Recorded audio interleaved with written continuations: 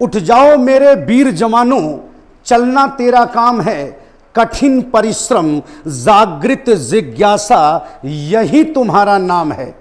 तेरे समान ना है महान इस दुनिया का कोई जीव जहान, मैं भी तेरा नमन हूं करता, जग करेगा तेरा ही सम्मान। जी हां दोस्तों, आपका यह दोस्त अवधेश मिश्रा हाजिर हो गया है आपके सामने, आपके YouTube प्लेटफॉर्म पर, जिसका नाम है individual classes bye Pramod sir and team. प्यारे दोस्तों, आपको मालूम है कि यूपी पुलिस की परीक्षा को ध्यान में रखते हुए हमने हिंदी सेशन का शुरुआत किया है, जिसमें पिछले क्लास में हमने जो है स्वर संधि के बारे में पढ़ना शुरू किया था। स्वर संधि के पहले वीडियो में हमने जो है दीर्घ संधि और गुण संधि को पढ़ाया था आपको, जिसका पूरा कॉन्सेप्ट क्लियर किया था। जिन बच्चों ने उसे देखा, उसे सराहा पूरी तरीके से कि उन्होंने कभी भी ऐसे तरीके से नहीं पढ़ा था। आज उनको पढ़कर मजा आ गई, सारा कॉन्सेप्ट उनका क्लियर हो गया। और जो भी विद्यार्थी हमारे उस वीडियो को नहीं देखे हैं, तो हमारे आई बटन पर क्लिक करें और क्लिक करने के बाद हमारे पिछले वीडियोस को आसानी से देखकर अपने कॉन्सेप्ट को क्लियर कर सकते हैं। और प्लेलिस्ट में भी जाकर आप हिंदी के सभी वीडियोस को देख सकते हैं। जो भी वहां पर क्लासेस हमारे चले हैं, सारे रिकॉर्डेड वीडियोस हमारे पड़े हुए हैं, उसको देखकर आप सारे कॉन्सेप्ट को क्लियर कर सकते हैं। कोई समस्या होगी तो कमेंट बॉक्स में हमें बताइएगा। समय को न गवाते हुए प्यारे दोस्तों, हम अगला आपको वीडियो लेके चल रहे हैं यहां पर स्वर संधि का ही पार्ट 2। और स्वर संधि के पार्ट 2 में हम आज जो बची हुई स्वर संधियां हैं उसके पूरे ग्राफिकल कॉन्सेप्ट को क्लियर करने वाले हैं। आपको बता दूं, दीर्घ संधि हमारी खत्म हो चुकी है और गुण संधि हमने पढ़ लिया। ये दोनों स्वर संधियां हमने पढ़ लिया है। और आज हम बात करेंगे वृद्धि संधि पर, यण संधि पर और अयादि संधि पर। इन तीनों स्वर संधियों के कॉन्सेप्ट को हम समझेंगे, पूरा ग्राफिक से समझेंगे। बस हमारे इस चैनल पर बने रहिएगा, पूरा वीडियो देखना, एकदम पूरी तरीके से स्वर संधि का कॉन्सेप्ट क्लियर हो जाएगा, यह हमारा दावा है। ठीक है, तो चलते हैं। सबसे पहले आज बात करूंगा वृद्धि संधि का। इसके पहले जो है हमने दीर्घ संधि और गुण संधि के बारे में बात किया था, और आज बात करूंगा हम क्या, वृद्धि संधि के बारे में। चलो, तो वृद्धि संधि का जरा कॉन्सेप्ट देख लेते हैं कि वृद्धि संधि का कॉन्सेप्ट क्या होता है। आपको मालूम है कि हमारे 11 स्वर होते हैं। ये अ, आ, छोटी ई, बड़ी ई, छोटा ऊ, बड़ा ऊ, री, ए, ऐ, ओ और औ। अब जरा वृद्धि संधि का कॉन्सेप्ट यहां समझना बच्चों, कि वृद्धि संधि क्या कहती है।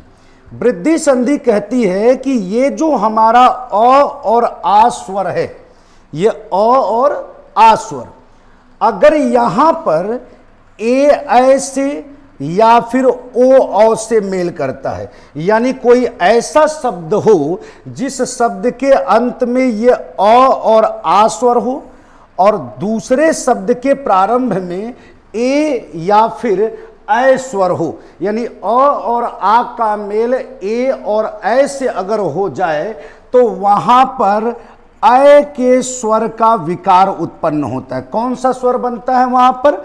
ऐ बनता है। और अगर वही अ और आ किससे मिल जाए? ओ और औ से मिल जाए, तो वहां पर जो स्वर का निर्माण होगा वो क्या होगा? औ। यानी कि जो वृद्धि संधि है हमारी, उसमें सिर्फ 2 स्वर का निर्माण होता है। किसका किसका? ऐ और औ का। अगर कोई ऐसा शब्द हमारे सामने दिया हुआ है जिस शब्द के बीच में आने पर हमें ऐ और औ का स्वर दिख रहा है, इसका मतलब है कि वहां पर कौन सी संधि होगी हमारी? वहां पर होगा हमारा वृद्धि संधि। लेकिन मेल किसका होना चाहिए? अ और आ का मेल होना चाहिए ए ऐ से और ओ औ से। तो चलो इसको जरा हम लोग सूत्र से पूरा देख लेते हैं कि इसका कॉन्सेप्ट क्या है। अगर अ का मेल हमने ए से करा दिया तो क्या बनने वाला है, अ बनेगा। अगर हमने अ का ही मेल अगर अ से कराया तो वहां पर भी क्या बनेगा, अ बनेगा। अगर आ का मेल किससे हुआ, ए से हुआ, तो क्या बनेगा, तब भी अ बनेगा। और अगर आ का मेल अ से हुआ तो क्या बनेगा, तब भी क्या बनेगा, अ बनेगा, है ना। तो हर कंडीशन में अगर अ और आ का मेल ए ऐ से हुआ तो क्या बनने वाला है, वहां बनने वाला है अ। ठीक है, तो अब जरा देखो कि कैसे उदाहरण से हम इसको समझते हैं कि कैसे आप पहचान पाओगे कि कहां पर जो है वृद्धि संधि बन रही है। ठीक है, देखो अ को हमको ए से मिलाना है। ठीक है, हमने एक शब्द अ से दे दिया एक, क में अ का स्वर दिख रहा है, एक अ, और आगे हमने एक शब्द दे दिया एक। ठीक, तो अब जरा निर्माण देखो तो यहां पर अ का स्वर ए से मिला तो क्या बनने वाला है, अ। तो इस क पर जो अ की ध्वनि थी, इस क पर अब बन जाएगा किसका, अ का ध्वनि। तो ये क्या हो जाएगा हमारा, एकैक। कौन सा शब्द बन जाएगा, एकैक। अब अगर हमसे पूछा कि एकैक में कौन सी संधि है बताओ जरा, तो एकदम बीच में देखो ना, एकदम बीच में हमें सिर्फ ऊपर के साइड में क्या दिख रहा है, अ की मात्रा दिख रही है। और अ का निर्माण कहां होता है, हमारा होता है वृद्धि संधि में। ठीक, अ और औ यही दो स्वर बनते हैं वृद्धि संधि में। ये याद रहेगा तो ऑटोमेटिक उस जो है शब्द के बीच में आकर हमें मिल जाएगा कि कौन सा स्वर यहां पर है। ठीक है, अब अगला आते हैं अ और अ। हमने एक शब्द अ से दे दिया क्या, देव। ठीक, और यहां अ से एक शब्द हमने दे दिया क्या, ऐश्वर्य। ठीक, तो जैसे ही हमने अ को अ से मिलाया क्या बनने वाला है, अ। तो इस व पर अ की मात्रा आ जाएगी और ये शब्द बन जाएगा हमारा देवैश्वर्य। क्या बन जाएगा, देवैश्वर्य, ये शब्द बन जाएगा। तो अब अगर शब्द के बीच में आओगे आप तो आपको यहां पर कौन सा स्वर ऊपर दिख रहा है, केवल अ की मात्रा का ही तो स्वर दिख रहा है। ठीक है, आ को ए से मिलाना है, हमने आ से एक शब्द दे दिया महा। ठीक, और ए से हमने एक शब्द दे दिया एक। तो आप देखो आ की मात्रा ए से मिला तो यहां ह पर जो आ की मात्रा थी अभी वो अ की मात्रा हो जाएगी और ये शब्द बन जाएगा हमारा क्या, महक। ठीक, तो महक में भी अगर बीच में देखोगे तो ह के ऊपर कौन सा स्वर दिख रहा है, अ स्वर दिख रहा है। ठीक, इसी तरीके से अब हम आते हैं आ और अ। यहां आ से एक शब्द हमने दे दिया महा और अ से एक शब्द हमने दे दिया क्या, ऐश्वर्य। तो ये क्या हो गया, शब्द क्या बन गया, महेश्वर्य। इस ह पर जो आ की मात्रा है उस ह पर अब अ की मात्रा आ जाएगी और ये शब्द बन जाएगा हमारा क्या, महेश्वर्य। तो जरा बीच में देख लो आप, बीच में आपको ह पर कौन सा शब्द दिख रहा है, केवल अ की मात्रा, अ की ही तो मात्रा दिख रही है वहां पर। और अ का निर्माण कहां होता है, वृद्धि संधि में होती है। तो अ का कॉन्सेप्ट समझ में है। चलिए अब हम बात करते हैं औ का कॉन्सेप्ट कि औ कैसे बनेगा। अगर हमने जो है अ को ओ से मिला दिया, ठीक, अ को ओ से, क्योंकि अ आ का मेल जब ओ औ से होता है तो क्या बनता है, औ बनता है। तो अ और आ का ही मेल होगा ओ औ से। तो अ का मेल अगर ओ से हुआ तो क्या बनेगा, वहां पर कौन सा विकार आएगा, औ का विकार आएगा। ठीक, इसी तरीके से अगर अ को हमने जो है औ से मिलाया, ठीक, तो कौन सा विकार आएगा, फिर बीच में बनेगा शब्द के कौन सी मात्रा, औ बनेगा। इसी तरीके से अगर हमने जो है आ को ओ से मिला दिया तो कौन सा शब्द बनेगा, कौन सा मात्रा आएगी, औ का मात्रा आएगा वहां पर। ठीक, इसी तरीके से हमने जो है आ को औ से मिलाया, यहां ओ है, आ को हमने औ से मिलाया तो वहां क्या बनेगा, औ बनेगा। ठीक है ना। तो ये हमारा औ का निर्माण होता है। औ आ का मेल जब ओ औ से होता है तो किसका निर्माण होता है? औ का। तो सूत्र से हम तो देख लिए यहां पर, अब जरा उदाहरण से देख लेते हैं कि ये कैसे बनता है। औ को हमें ओ से मिलाना है। हमने औ से एक शब्द दे दिया देव, देव, और ओ से एक शब्द हमने दे दिया औषधि। क्या दे दिया? औषधि। तो जैसे ही अ, इस व में क्या है? अ है ना। जैसे ही अ ओ से मिला तो क्या विकार होगा? औ। तो इस व पे अब औ की मात्रा आ जाएगी और ये शब्द बन जाएगा हमारा क्या? देवौषधि। क्या बन जाएगा? देवौषधि। तो देखो आप, व पे कौन सी मात्रा आ गई? व पर आ गया कौन सी मात्रा? औ की मात्रा। ठीक। और औ के मात्रा का निर्माण कहां होता है? हमने ये ग्राफिक से यहां पर आपको सूत्र का बताया। कहां होता है? वृद्धि संधि में। ठीक। इसी तरीके से जरा ये कॉन्सेप्ट देखना, अ को औ से मिलाना है ना, तो हमने अ से एक शब्द दिया देव, अ आया यहां, और औ से एक शब्द हमने दे दिया औषध। ठीक। तो अ का मेल औ से हुआ तो क्या बनने वाला है? औ बनने वाला है। और इस व पर अब आ जाएगा क्या? औ की मात्रा, और ये हो जाएगा देवौषध। ठीक। तो बड़े आराम से देख लिया आपने बीच में कि कौन सी मात्रा आ रही है? औ की मात्रा आ रही है, जो वृद्धि संधि में बनता है हमारा। ठीक। उसके बाद आ को ओ से मिलाना है। आ से हमने एक शब्द दे दिया महा। ठीक। और ओ से एक शब्द यहां आ गया क्या? औषधि दे दिया हमने। ठीक। तो आ जो है ओ से मिला तो क्या बनाने वाला है? औ बनाने वाला है। तो ये शब्द बन गया हमारा क्या? महौषधि। कौन सा शब्द बन गया? महौषधि। तो देखो आप, ह के ऊपर कौन सी मात्रा आ गई? ह के ऊपर आ गया औ की मात्रा। ठीक।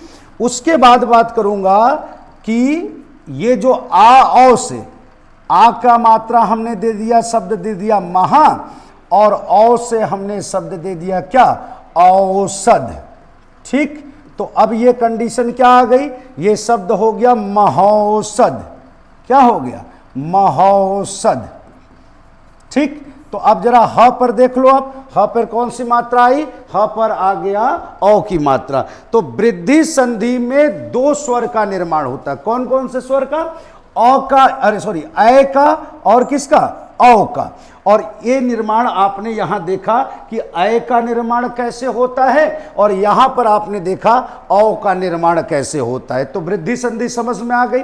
चलिए अब हम बात करेंगे यण संधि पर। कौन सी संधि पर? यण संधि पर। अगला संधि हम बात करेंगे यण संधि। बहुत आसान होता है, बशर्ते बस आप अपने ध्यान से इस वीडियो को पूरा देखिएगा। बहुत आसान होता है, पूरा कॉन्सेप्ट क्लियर कर दूंगा। यहां देखो जरा, हमने सभी स्वरों को यहां लिख दिया। अ, आ, छोटी ई, बड़ी ई, छोटा ऊ, बड़ा ऊ, री, ए, ऐ, ओ और औ। अब जरा यण संधि का कॉन्सेप्ट देखना बच्चों कि यण संधि में होता क्या है आखिरकार। देखो, अ आ का मेल तो हमने सबसे करा दिया। ठीक। तो अ आ का खेल तो अब खत्म हो गया। ठीक है। अब हमारा यण संधि क्या कहता है, जरा इसको समझो। ये जो ई है, यानी छोटी ई, बड़ी ई, ये छोटा ऊ, बड़ा ऊ, और ये हमारा जो री है। ठीक है ना। अगर ये छोटी ई, बड़ी ई कहीं पर भी अपने को छोड़कर, यानी छोटी ई, बड़ी ई को छोड़कर किसी भी विजातीय स्वर से मेल कर जाए, यानी छोटी ई, बड़ी ई जो है अ आ से मेल कर जाए, या छोटी ई, बड़ी ई जो है ऊ से मेल कर जाए, या फिर ए, ऐ, ओ, औ से मेल कर जाए, है ना।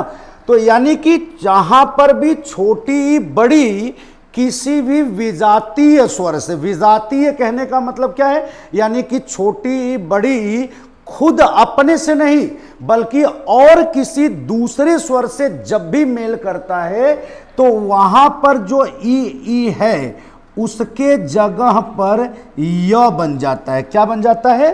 य। कौन से वर्ण का निर्माण होता है? य का। ठीक इसी तरीके से अगर ये छोटा ऊ बड़ा ऊ अपने को छोड़कर किसी भी विजातीय स्वर से, यानी छोटा ऊ बड़ा ऊ खुद अपने को छोड़कर बाकी किसी भी स्वर से मेल करे, ठीक है, तो वहां पर ऊ के जगह पर क्या बन जाता है? व। कौन से वर्ण का निर्माण होता है? व का। और इसी तरीके से ये री जो है अपने को छोड़कर बाकी किसी भी विजातीय स्वर से मेल करता है तो री के जगह पर क्या बन जाता है? र बन जाता है। यानी कि यण संधि में कौन कौन से वर्ण का निर्माण होता है? शब्द के बीच में यदि हमें य दिख रहा हो, व दिख रहा हो या फिर र दिख रहा हो तो इसका मतलब ये हुआ कि वहां पर कौन सी संधि है हमारी? वहां पर है यण संधि। इस बात को याद रखना। यही इकलौती एक संधि है स्वर संधि में जहां पर स्वर वर्णों के मिलने से व्यंजन वर्ण का निर्माण होता है। देख लो जरा, है ना, यहां मिल कौन रहा है? मिल तो स्वर वर्ण रहे हैं भाई, छोटी बड़ी जो है किसी भी विजातीय स्वर से मिलकर, तो आखिरकार मिल तो स्वर से ही रहा है, लेकिन निर्माण किसका कर रहा है? य का। ये तो एक व्यंजन है। इसी तरीके से छोटा ऊ बड़ा ऊ जो है वो किसी भी विजातीय स्वर से मिला तो निर्माण किसका कर रहा है? व का। ये भी एक व्यंजन है। इसी तरीके से री जो है किसी भी स्वर से मेल कर रहा है तो क्या निर्माण कर रहा है? र का। ये भी एक व्यंजन है। तो स्वर वर्णों के मेल से यहां व्यंजन वर्ण का निर्माण होता है। इकलौती स्वर संधि है ऐसा, ठीक है। जैसे इसको उदाहरण से हम समझते हैं। मान लो कि हमने एक छोटी ई से शब्द दे दिया यहां पर यदि, तो यदि में कौन सा स्वर है? छोटी है, ठीक। और यहां पर हमने एक विजातीय स्वर दे दिया अपी, ठीक। तो देखो जरा, छोटी ई जो है वो किससे मिला? अ से मिला। और छोटी ई या बड़ी ई से तो नहीं मिला, ये एक विजातीय स्वर से मिला। तो इस द पर से छोटी ई की मात्रा हटेगी और द के साथ य जुड़ जाएगा और ये शब्द हो जाएगा क्या हमारा? यद्यपि। क्या बन जाएगा? शब्द बन गया यद्यपि। तो इस यद्यपि में द के साथ य है, अगर इसका वर्ण विच्छेद करोगे ना तो ये कुछ इस तरीके से आएगा। इस तरीके से देखो जरा, ये ऐसे आएगा यद्यपि, है ना।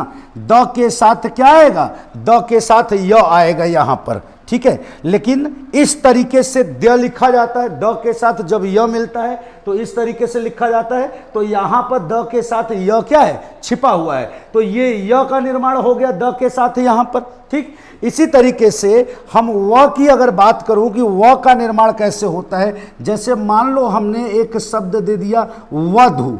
ध पर बड़ा ऊ दिख रहा है, इस छोटा ऊ बड़ा ऊ की बात कर रहा हूं जहां व का निर्माण होता है। तो ध पर बड़ा ऊ है और यहां पर एक विजातीय स्वर हमने दे दिया आगमन, ठीक है ना।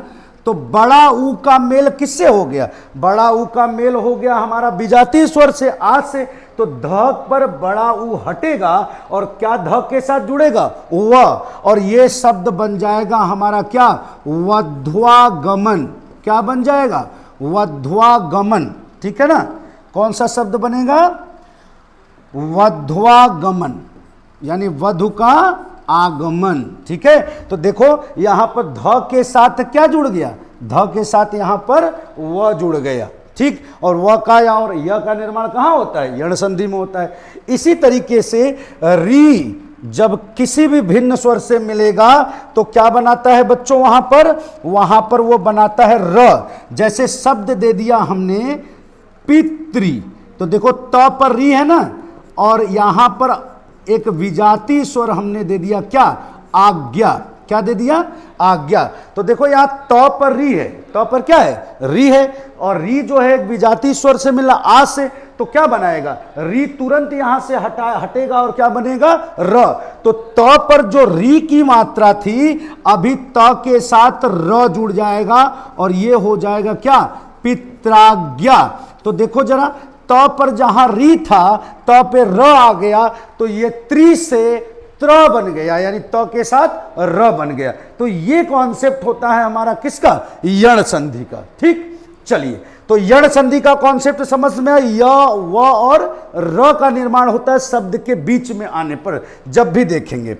अब अगला बात करता हूं किसका, अयादि संधि का। अयादि संधि का कॉन्सेप्ट क्या होता है, क्या कंडीशन इसकी होती है, जरा समझना। यहां पर बात करूंगा अयादि संधि की। स्वर संधि का अंतिम है, ये लास्ट संधि है स्वर संधि का, अयादि संधि। ठीक है, और इस अयादि संधि में क्या होता है जरा समझना, कौन सा विकार उत्पन्न होता है, कैसे स्वर बनते हैं।